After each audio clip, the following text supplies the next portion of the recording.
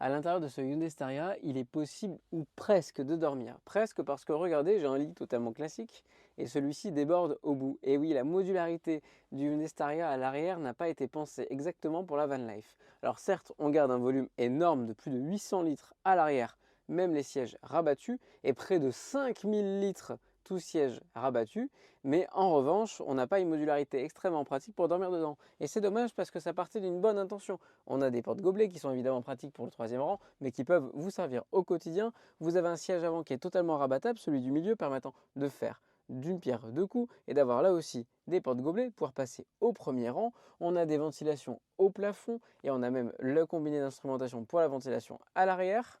On va avoir des prises USB un petit peu partout. Vous voyez, quand on va dormir et qu'on va s'installer en position, il va y avoir plusieurs handicaps. Déjà, les sièges à l'arrière, au plus reculés, ne permettent donc là pas d'aller plus loin.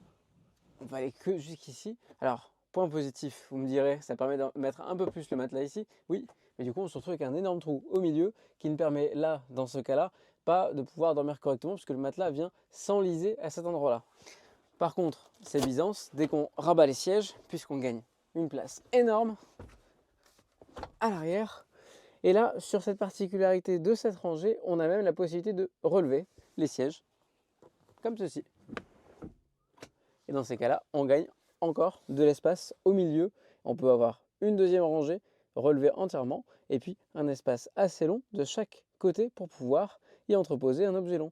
Et puis pour le conducteur, celui-ci peut actionner le bouton tout en haut à droite et permettre d'ouvrir les portières électriquement.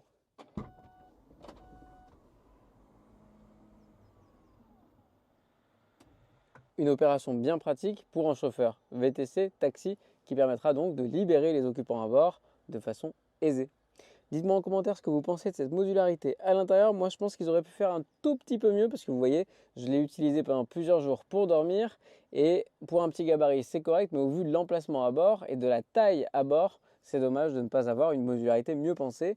Là aussi, on a des petits pare-soleil sur le deuxième et troisième rang. Rien n'a été prévu pour cette grande lunette arrière qui aurait pu être dotée elle aussi d'un pare-soleil. C'est encore des éléments manquants à l'intérieur de ce Hyundai Staria et c'est vraiment dommage.